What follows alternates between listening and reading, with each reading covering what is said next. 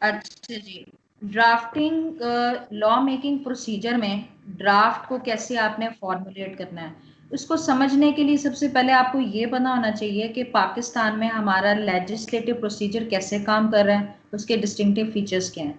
तो जब पाकिस्तान की बात करते हैं लॉ मेकिंग के हवाले से, मजलिस शुरा एक ऐसी अथॉरिटी है जो इस हवाले से रिस्पॉन्सिबल है कि लेजिस्लेशन का काम कैसे परफॉर्म करना है। ठीक है, उसके लिए हमारे दो हाउसेज हैं, नेशनल असेंबली और सेनेट है, जिसमें ये होता है कि दोनों हाउसेस से अप्रूवल रिक्वायर्ड होती है जब भी आपने कोई लॉ मेकिंग करनी है। ठीक है, हाँ कुछ एक्सेप्शंस हैं कि जैसे मनी बिल है, वो हमेशा नेशनल असेंबली से ही पहले अप्रूव होके फिर आगे जाता है सेनेट। ठीक है, तो इसमें मनी बिल जो है उसमें अपनी एक्सक्लूसिव जुरिस्डिक्शन इस्तेमाल करता है नेशनल असेंबली, जो फाइनेंस के हवाले से मैटर से रिलेटेड जो मैटर्स होते हैं। ठीक है, अब इसमें ये होता है कि जब भी कोई लॉ मेकिंग के लिए बिल आपने प्रपोजल आगे सबमिट किया है तो उसमें दोनों हाउसेस की अप्रूवल रिक्वायर्ड है।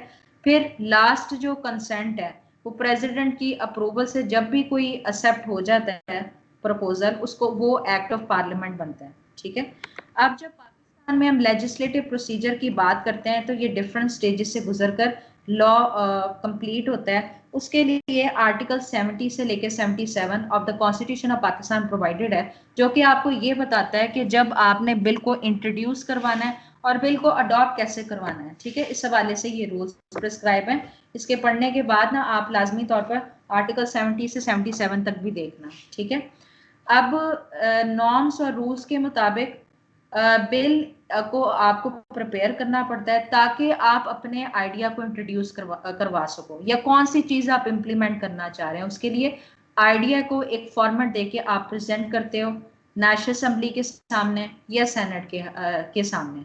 अब ये जो लेजिस्लेशन का आइडिया होता है ये एक इंडिविजुअल की तरफ से भी हो सकता है या एसोसिएशन में भी प्रेजेंट किया जा सकता है। अगर रिप्रेजेंटेशन में इसको प्रेजेंट किया गया है तो उसमें मिनिस्टर्स इंक्लूडेड है, members of the parliament included है। ठीक है, तो इस हवाले से गवर्नमेंट जो बॉडीज काम कर रही है उस चीज को रियलाइज करती हैं कि लॉ मेकिंग कितना अहम है। ठीक है, अब तरीक़ाकार उस तरह से है कि आपने बिल प्रेजेंट किया पार्लियामेंट में, साथ आप उसकी एलेबोरेशन भी सबमिट करोगे कि क्या जरूरत महसूस हुई कि आपने ये लेजिस्लेशन करनी है। उसमें आपने आइडेंटिफाई करना है कि पब्लिक एट लार्ज का किस तरह से इंटरेस्ट इन्वॉल्व है और उसकी क्या रिजेम्बलेंस है जो ऑलरेडी प्रिवेलिंग लॉ मौजूद है। ठीक है, फिर बिल डिस्कस होने से पहले जो कंसर्न हाउस जिसमें आप बिल प्रेजेंट करेंगे वहां पर उसके कॉपी सर्कुलेट कर दी जाएंगी, जिसके साथ मतलब एलेबोरेशन से पहले वो जो तमाम कॉपीज हैं बिल की वो सबमिट कर दी जाएंगी। उसके बाद डिबेट जनरेट की जाएगी हाउस ऑफ पार्लियामेंट में। ठीक है, फिर उसमें अब आपने उसके फेवर में बोलना है या उसकी अगेंस्ट में आप डिस्कशन होगी। ठीक है, उसके बाद जो प्रपोज लेजिस्लेशन बिल है, जो आप बिल को लॉ बनाना चाह रहे हैं, तो वो कंसर्न स्टैंडिंग कमेटी को भी रेफर किया जाएगा, जो स्पेशल कमेटीज बनाई गई हैं ताकि वो अपनी रिकमेंडेशन दे सकें। पर इस हवाले से जब कमेटी के पास वो जाएगा प्रपोजल, वो उसमें उसके जो करंट फॉर्म में ही कोई अमेंडमेंट्स कर देंगे, कोई एडिशंस कर देंगे। ठीक है, जब डिस्कशन फाइनलाइज हो जाएंगी और उन्हें लगता है कि लेजिस्लेशन के लिए जरूरी है तो चेंजेस के साथ ये विदाउट चेंजेस फिर क्या होगा, सेनेट को भिजवा दिया जाएगा ताकि वहां से भी कमेंट्स और फीडबैक लिया जा सके। उसके बाद सेनेट में यही प्रोसीजर अडॉप्ट किया जाता है प्रपोजल को रिव्यू करने के हवाले से। ठीक है, फिर जो प्रपोज लेजिस्लेटिव बिल को आप रिव्यू कर लेंगे एडमेंडमेंट्स के साथ, रिकमेंडेशन के साथ, तो दोबारा उसी हाउस में जाएगा। ठीक है, तो इसमें ये होता है कि अगर तो रिजेक्ट हो गया है जो भी आपने प्रपोजल सजेस्ट किए हैं तो दोबारा से ये ज्वाइंट सिटिंग बुलवाई जाती है हाउसेस की ताकि उसको डिस्कस किया जा सके दोबारा। ठीक है, अगर तो दोनों हाउसेस उस प्रपोज लेजिस्लेटिव बिल को पास कर देती हैं तो फिर फाइनली उसे प्रेसिडेंट के सामने असेंट के लिए पेश किया जाता है। ठीक है, वो या तो ये करेगा कि उस पर कॉन्सेंट दे देगा, ठीक है, या हाउस में वो वापस रिटर्न कर देगा नेसेसरी अमेंडमेंट्स और रिकमेंडेशंस के साथ। तो इसमें एक क्राइटेरिया ये है कि 10 दिन के अंदर बिल के हवाले से कंसेंट देनी है लाजमी तौर पर प्रेसिडेंट ने। अदरवाइज जब 10 दिन एक्सपायर हो जाएंगे या फिर कंसेंट दे दी गई है तो वो फिर जो बिल है वो एक्ट ऑफ द पार्लियामेंट बन जाता है। फिर जब वो एक्ट ऑफ द पार्लियामेंट बन जाता है तो उसे ऑफिशियल गजट में नोटिफाई कर दिया जाता है जनरल इंफॉर्मेशन के लिए। ठीक हो गया। ये जो प्रिंसिपल एक्ट अप्रूव किया गया हाउसेस की तरफ से और जिसके हवाले से प्रेसिडेंट से कंसेंट मिल गई है, ये फिर एक कोई कंसर्न्ड अथॉरिटी को पावर्स डेलीगेट कर देता है कि आप स्पेसिफिक लॉज की फॉर्मुलेशन कर सकते हैं। तो उसमें ये होता है कि एग्जेक्टिव, फिर वो एग्जेक्टिव ब्रांच, वो जिन्हें अथॉरिटी डेलीगेट की गई है, वो फिर रूल्स एंड रेगुलेशंस को फॉर्मुलेट करता है, तरीक़ेकार बताता है कि किस तरह से इसको इम्प्लीमेंट किया जा सकता है। ठीक है, तो ये प्रिसाइज व्यू था कि किस तरह से बिल एक्सेप्ट होता है और एक्ट ऑफ द पार्लियामेंट बन जाता है। ठीक है, अब जब आपने बात की है कि आपने एक लेजिस्लेटिव प्रपोजल जो कि बिल है उसको आप लॉ के जरिए पास करवाना चाहते हैं, तो अब आपको इसके लिए क्या जरूरत है? पहला तो आपने काम ही ये करना है कि जो वो प्रपोज लेजिस्लेशन है, पहले तो आप उसको ड्राफ्ट करेंगे, फॉर्मुलेट करेंगे। ठीक है, उसके लिए आपको एक डिटेल्ड पॉलिसी फॉर्मुलेट करनी पड़ेगी। मतलब आपके पास भी तो एक पॉलिसी फ्रेमवर्क होना चाहिए ना कि आपने अपनी कानून साजी को नाफिज कैसे करना है। तो आप कह सकते हैं कि जब ड्राफ्टिंग का अमल स्टार्ट होता है, सबसे पहले आप उसकी पॉलिसी मेकिंग का काम करेंगे। ठीक है, जिसमें आपके जो कंसर्न एरा होंगे ऑब्जर्व करेंगे। ठीक है, फिर उसके बाद जो लेजिस्लेटर या इन्हीं उसकी कोऑपरेशन भी होनी चाहिए लेजिस्लेटिव ड्राफ्टर्स के साथ, जो कि ये बताएंगे कि आपके जो इनिशियल आइडियाज हैं उन्हें कैसे एक इफेक्टिव लेजिस्लेशन में कन्वर्ट किया जा सकता है। ठीक है, क्योंकि ड्राफ्टिंग अगर वेल फाउंडेड नहीं होगी तो उसे प्रॉपरली इम्प्लीमेंट करना मुश्किल है। ठीक है, इसके लिए आपका प्रॉपर टाइम रिक्वायर है और सफिशिएंट रिसोर्सेज रिक्वायर्ड हैं, फिर आपने कम्युनिकेट करना है, फिर उसके जरिए फिर आप ये इसको आपको लॉन्ग टर्म इसका बेनिफिट सकता है, पॉजिटिव रिजल्ट आप ले सकते हैं। जब आप एक प्रपोज्ड लेजिस्लेटिव ड्राफ्ट तैयार करते हैं तो ये कुछ कंसर्न्स हैं जिनको आपने लाजमी तौर पर मद्देनजर रखना है। सबसे पहले तो ये है कि वो नेशनल के मुताबिक मेंटेन होना चाहिए, प्रैक्टिकल इफेक्टिव और नॉर्मेटिव होना चाहिए, मतलब एवेल्युएटेड स्टैंडर्ड्स के मुताबिक होना चाहिए, सिर्फ इंस्पायरेशन की हद तक नहीं। ठीक है, उसमें ड्राफ्ट को लेजिस्लेट करते हैं तो आपने उसे करेक्टली स्ट्रक्चर करना है,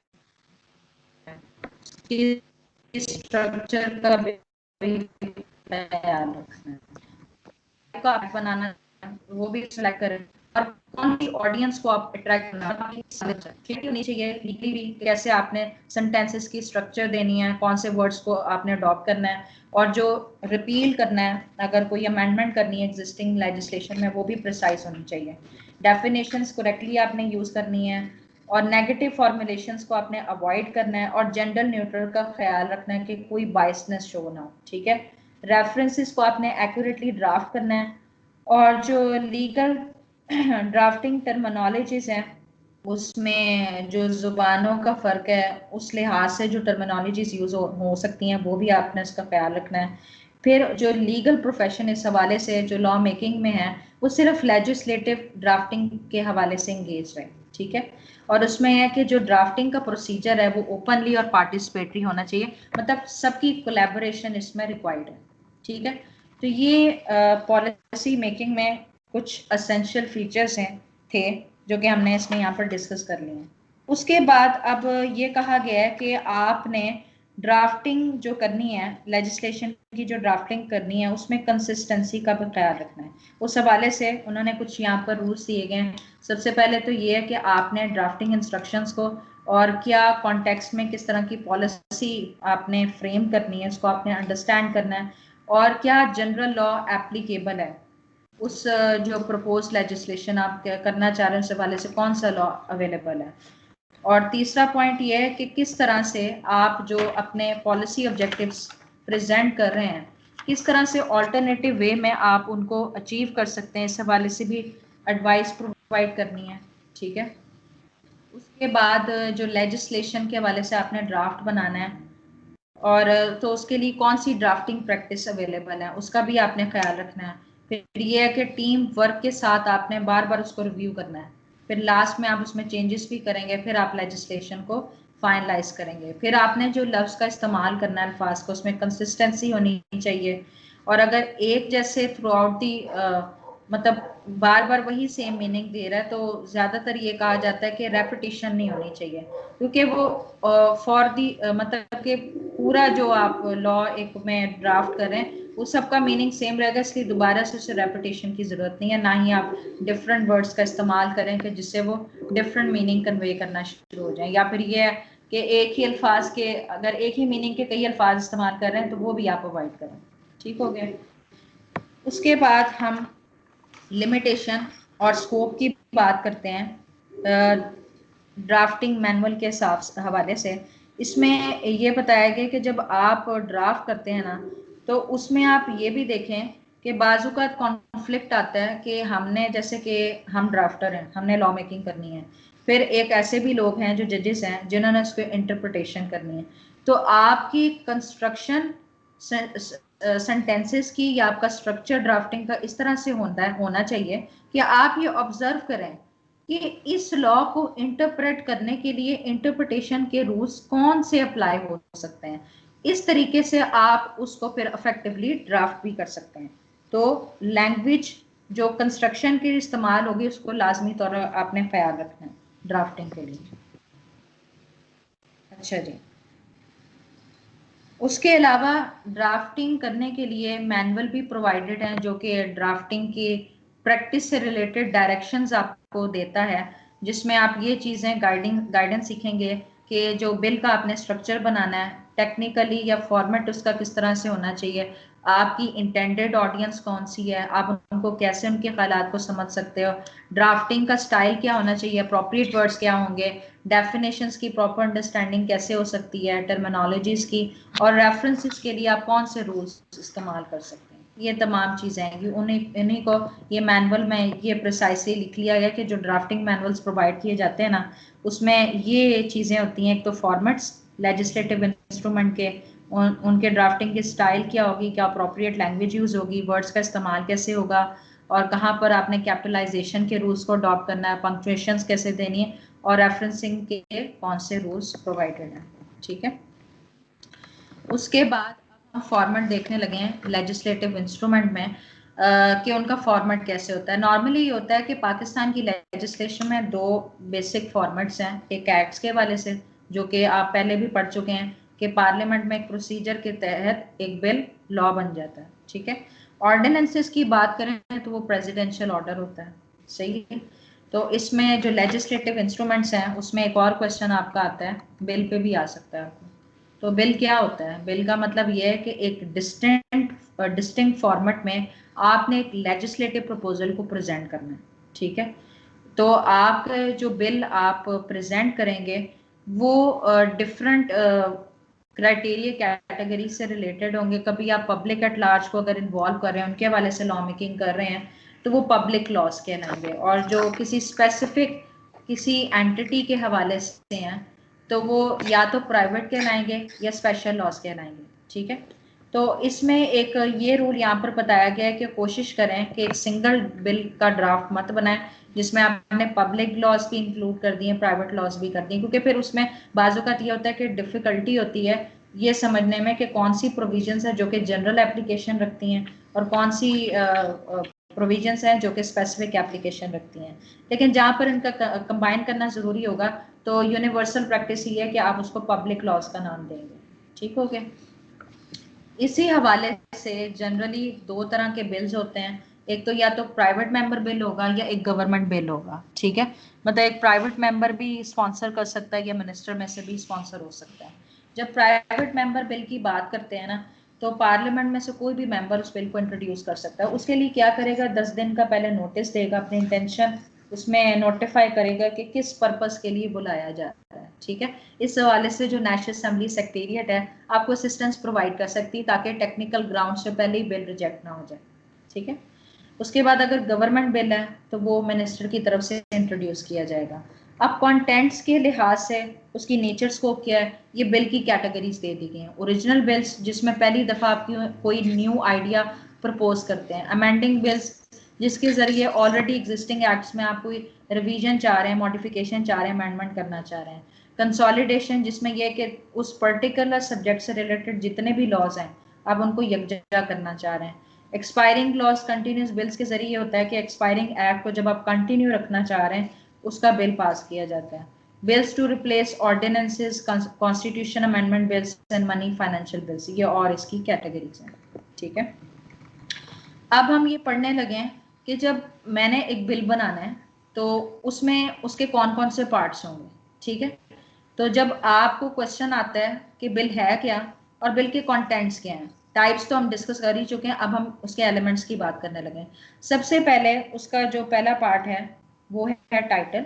ठीक है, टाइटल में ये होता है कि आपको जनरल आइडिया मिल जाता है कि ये जो बिल है ये किस चीज़ के हवाले से है। ठीक है, या इसका स्कोप क्या होगा। तो नॉर्मली ये होता है कि जो बिल के टाइटल्स हैं एंड एक्ट से स्टार्ट होते हैं।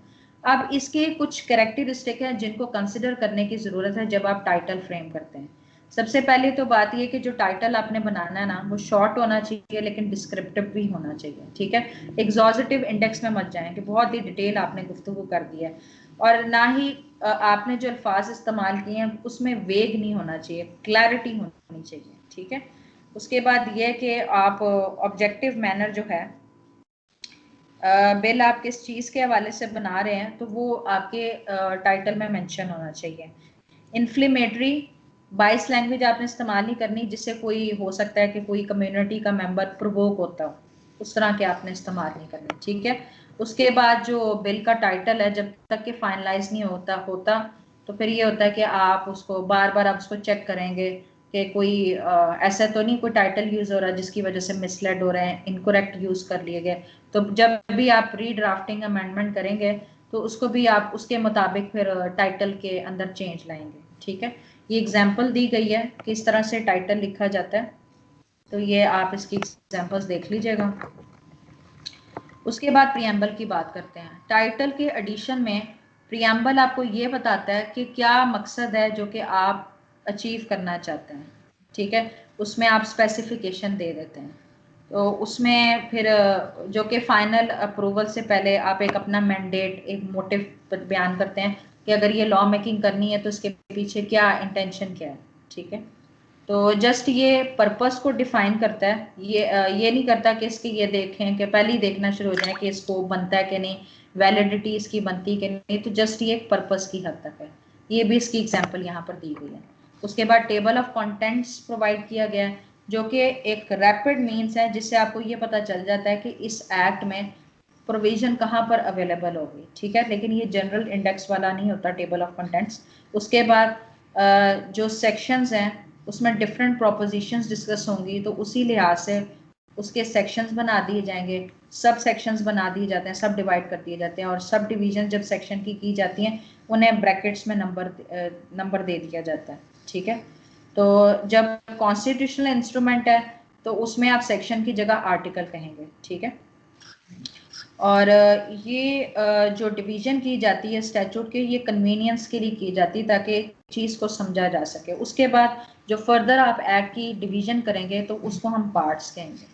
ठीक है, डिफरेंट ग्रुप्स उसके कॉन्स्टिट्यूट कर दिए जाएंगे। फिर डेफिनेशन इंटरप्रिटेशन क्लॉज है, तो डेफिनेशन इंटरप्रिटेशन क्लॉज में ये है कि जो फ्रीक्वेंट रेपिटिशन है ना उसको आपने अवॉइड करना है, प्लेन मीनिंग इस्तेमाल करना है। अगर उसके डिफरेंट मीनिंग्स रिफ्लेक्ट हो रहे हैं, इसके कॉन्ट्रेरी ऐसा कुछ नहीं है, तो एक ही दफ़ा आप उस चीज़ को एक्सप्रेस कर लेंगे, वो थ्रू आउट फिर वही मीनिंग चलेगा। ठीक है, proviso, exception and saving clause यहाँ पर प्रोवाइडेड है। देखिए प्रोवाइजो इसलिए यूज़ किया जाता है कि जब कोई जनरल इनेक्टमेंट के अलावा कोई स्पेशल केस है तो उसको भी मजीद बयान कर दिया जाता है।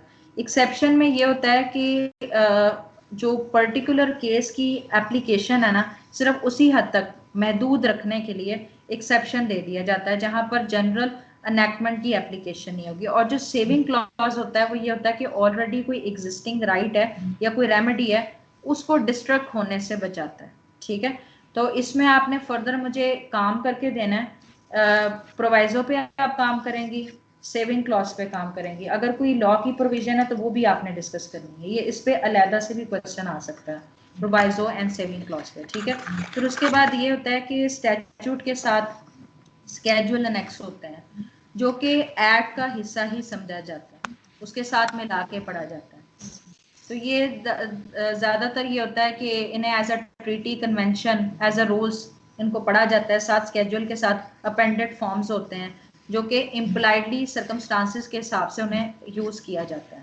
उसके बाद अगर आप चाह रहे हैं कि एग्जाम्पल के जरिए आप समझाना चाह रहे हैं कि किस तरह से ये ऑपरेट हो सकता है, तो परसुएसिव अथॉरिटी के तहत उसकी इलस्ट्रेशन भी प्रोवाइडेड होती है। ठीक है, बस ये है कि आप जो इलस्ट्रेशन करेंगे कॉन्फ्लिक्ट नहीं आना चाहिए सेक्शन के, बल्कि वो उसको एक्सप्लेन कर रहा हूँ। ठीक है, अच्छा उसके बाद जब एक रूल हम पढ़ रहे थे ड्राफ्टिंग मैनुअल में कि आपने जो ड्राफ्टिंग के लिए एक स्टाइल अडॉप्ट करना है और उसके लिए जो अप्रोप्रिएट लैंग्वेज इस्तेमाल करनी है, अब उसके वाले से यहाँ पर बात हो रही है। सबसे पहले तो बात ये की गई है कि जब आप कोई स्टैट्यूट का स्टाइल अपनाते हो ना, तो अच्छा स्टैट्यूट स्टाइल वही है कि जिसमें कंसिस्टेंसी पाई जाए, कोहेरेंस पाई जाए और क्लैरिटी पाई जाए, और प्रिसाइज होना चाहिए और अंडरस्टैंडेबल होना चाहिए। ठीक है, और उसमें ये है कि उसमें चूंकि कई लोगों से होते हुए वो ड्राफ्ट दोबारा से रीड्राफ्ट होता है, तो इस बात का भी ख्याल रखना चाहिए कि ये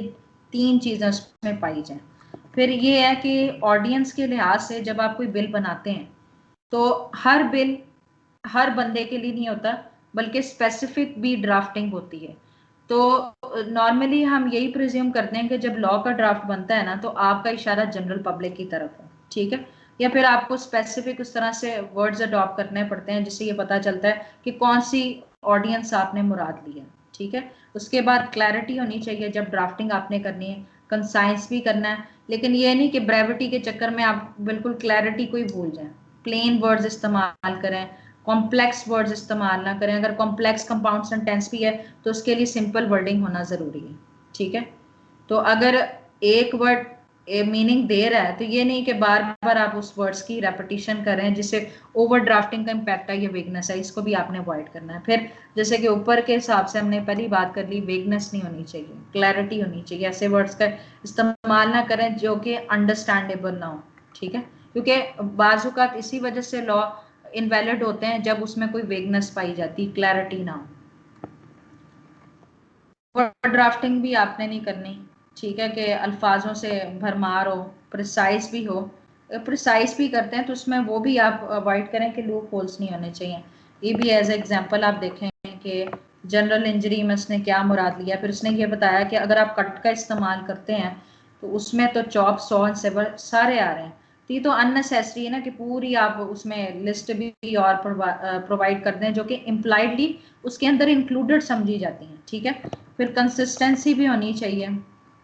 ये पहले भी ये रिपीट हो गया कि ऐसे अल्फाज इस्तेमाल ना करें कि बार बार एक लफ्ज आप इस्तेमाल कर रहे हैं जिससे ये प्रिज्यूम किया जा रहा है कि डिफरेंट मीनिंग्स ये शो कर रहा है। फिर डिफरेंट वर्ड्स भी आप इस्तेमाल नहीं करना सेम मीनिंग्स के लिए। ठीक है, और सिनोनिम्स भी ऐसे आपने और इस्तेमाल नहीं करने कि जिससे ये हो के इंडिकेट करें कि डिफरेंस पाया जाता है उस मामले के हवाले से। ठीक है, लेजिस्लेटिव ऑब्जेक्टिव्स।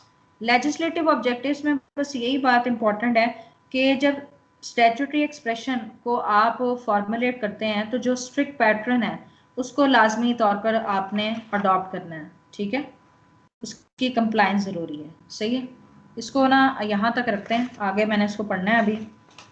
तो समझ आई है आपको कि नहीं आई है? अब आपकी वर्किंग इसमें यह है कि जो लेजिस्लेटिव इंस्ट्रूमेंट जब तैयार होता है, ठीक है, उसके हवाले से क्या रूल्स प्रिस्क्राइब किए गए हैं, और पाकिस्तान की जो लेजिस्लेशन है उसके लिए आपने आर्टिकल 70 से लेके 77 ऑफ कॉन्स्टिट्यूशन पाकिस्तान भी पढ़ना है। ठीक है, और जो प्रोवाइजो है और सेविंग क्लॉज है इस पे आपने काम करना है। इस तरह के क्वेश्चन आएंगे। ठीक है, अभी ये पढ़ा हुआ है और काफ़ी इसकी प्रोविजंस जो क्लॉजेज हैं उसके बारे में डिस्कस किया, फिर समझना आसान हो जाएगा। ठीक है, हाँ जी तमीना समझ आ रही है आपको? जी मुझे ये तो समझ आ रही है।